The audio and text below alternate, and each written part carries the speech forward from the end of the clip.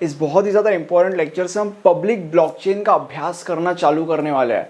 सबसे पहले तो हमें ब्लॉकचेन के बारे में कुछ पॉइंट्स समझना बहुत ज़्यादा ज़रूरी है। सबसे पहला पॉइंट ये कहता है कि 2019 की जितनी भी टॉप 10 स्ट्रैटेजिक टेक्नोलॉजीज थी, उन टॉप 10 स्ट्रैटेजिक टेक्नोलॉजीज में से एक स्ट्रैटेजिक टेक्नोलॉजी थी ब्लॉकचेन। दूसरा पॉइंट ये कहता है कि इंटरनेशनल डेटा कॉरपोरेशन यानी कि आईडीसी के हिसाब से 2021 तक ब्लॉकचेन सॉल्यूशंस के ऊपर 9.7 बिलियन डॉलर्स का एक्सपेंडिचर हुआ है। ठीक है, अब इन पॉइंट्स को तुम्हें बता के मैं तुम्हें बताना क्या चाहता हूँ, मैं तुम्हें बस ये बताना चाहता हूँ कि ब्लॉकचेन टेक्नोलॉजी का कितना ज़्यादा पोटेंशियल है या इस टेक्नोलॉजी के अंदर कितना ज़्यादा पोटेंशियल है। अब ब्लॉकचेन जो होता है वो दो प्रकार का हो सकता है मोस्ट ऑफ द टाइम। एक होता है पब्लिक ब्लॉकचेन और एक होता है प्राइवेट ब्लॉकचेन। तो आज से हम पब्लिक ब्लॉकचेन का अभ्यास करना चालू करने वाले हैं। तो अभी पब्लिक ब्लॉकचेन के अंदर दो सबसे ज़्यादा इंपॉर्टेंट ब्लॉकचेन्स है। सबसे पहला important blockchain is bitcoin and second important blockchain is Ethereum. हम इथेरियम को कंसिडर करके आगे बढ़ेंगे।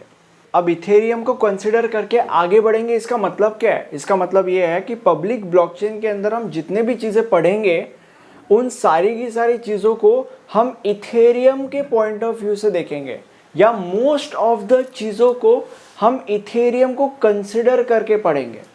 ठीक है, अब पब्लिक ब्लॉकचेन के बारे में जो सबसे पहली चीज़ तुम्हें समझने की ज़रूरत है वो ये है कि मोस्ट ऑफ द टाइम हम पब्लिक ब्लॉकचेन का ही इस्तेमाल करते हैं।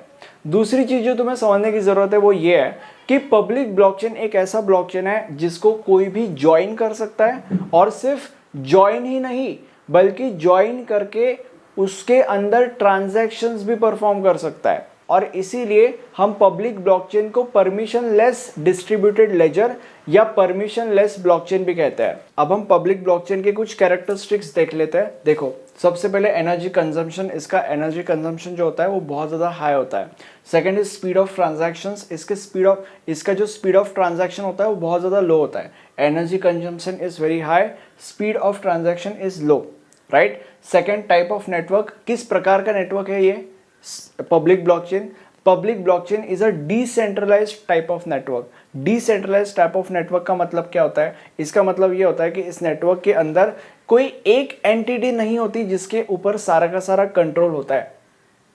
ठीक है, सारा का सारा control is divided amongst all the nodes in the blockchain network या in the public blockchain network. ठीक है, कोई एक एंटिटी नहीं होती जिसके पास सारा का सारा कंट्रोल होता है। सारा का सारा control is divided amongst all the nodes in the public blockchain network. Basically सारे के सारे नोड्स के पास इक्वल अमाउंट ऑफ कंट्रोल होता है। ओके, सेंट्रलाइज्ड नेटवर्क या सेंट्रलाइज्ड टाइप ऑफ नेटवर्क वो नेटवर्क होता है जिसके अंदर एक एंटिटी होती है जिसके पास सारा का सारा कंट्रोल होता है, जिसके पास सारी की सारी पावर होती है। बट ये डिसेंट्रलाइज्ड नेटवर्क है, इसके अंदर एक एंटिटी नहीं है जिसके पास सारा का सारा पावर है, सारा का सारा कंट्रोल है। सारे के सारा कंट्रोल है, सारा का सारा power is divided amongst all the nodes, right. Next, immutability मतलब देखो, इम्यूटेबिलिटी का मतलब ये होता है कि पब्लिक ब्लॉकचेन नेटवर्क के अंदर अगर सपोज एक ट्रांजैक्शन लेजर के अंदर स्टोर हो गया तो फिर उस ट्रांजैक्शन को उस लेजर से कोई भी मिटा नहीं सकता, उस ट्रांजैक्शन को उस लेजर से कोई भी हटा नहीं सकता, तो इसे कहा जाता है इम्यूटेबिलिटी।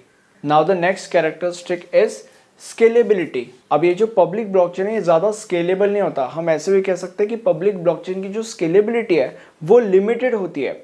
और एक दूसरे भाषा में हम ये भी कह सकते हैं कि पब्लिक ब्लॉकचेन की जो स्केलेबिलिटी है वो इस बात के ऊपर डिपेंड करती है कि उस पब्लिक ब्लॉकचेन में कितने नोड्स है।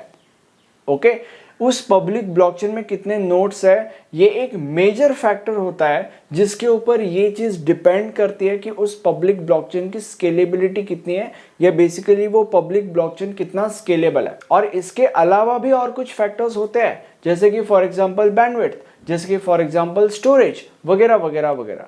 बट कितने नोड्स है ये मेजर फैक्टर होता है। अब अगर तुमने लेक्चर ध्यान देकर देखा होगा तो तुम्हें ये पता होगा कि लेक्चर के स्टार्टिंग में मैंने तुम लोग को बोला था कि दो बहुत ही ज़्यादा important types of public blockchain होता है। एक होता है बिटकॉइन और दूसरा होता है इथेरियम। मैंने तुम लोग को बोला था कि हम इथेरियम को कंसिडर करके आगे बढ़ेंगे and all that weird stuff. ठीक है, तो तुम्हारे मन में सवाल आएगा कि भाई तुम्हारे मन में सवाल आ रहा होगा कि यार अगर ऐसा है तो इथेरियम पब्लिक ब्लॉकचेन और बिटकॉइन पब्लिक ब्लॉकचेन में फर्क क्या है? देखो, अगर सपोज हमने बिटकॉइन पब्लिक ब्लॉकचेन को कंसिडर किया, तो अगर तुम्हें ऐसे ट्रांजैक्शंस करने हैं जो फाइनेंशियल इन नेचर है, तो उस सिचुएशन में तुम्हें बिटकॉइन पब्लिक ब्लॉकचेन का इस्तेमाल करना पड़ेगा, या तुम्हें उस सिचुएशन में बिटकॉइन पब्लिक ब्लॉकचेन का इस्तेमाल करना ज्यादा बेटर होगा।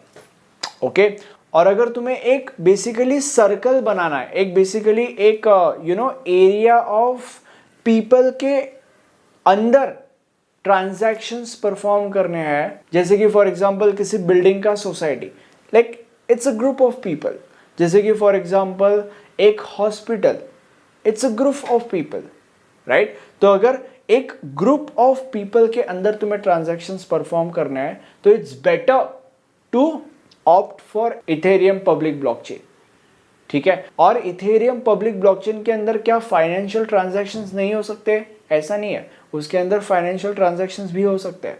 बट देन ये सेपरेशन क्यों है? देखो, बिटकॉइन पब्लिक ब्लॉकचेन और इथेरियम पब्लिक ब्लॉकचेन दोनों के अपने अपने कुछ इंपॉर्टेंसेस हैं, और उन इंपॉर्टेंसेस के वजह से ऐसा है। और वो इंपॉर्टेंसेस क्या है, वही हम पब्लिक ब्लॉकचेन के अंदर पढ़ने वाले हैं। ओके, तो ये हमारा प्लेलिस्ट है। इस लेक्चर के आगे के सारे लेक्चर्स और इस लेक्चर के पीछे के सारे लेक्चर्स आपको इस प्लेलिस्ट के अंदर मिल जाएंगे। Thank you so much for watching this video. Bye bye, have a nice day, see या।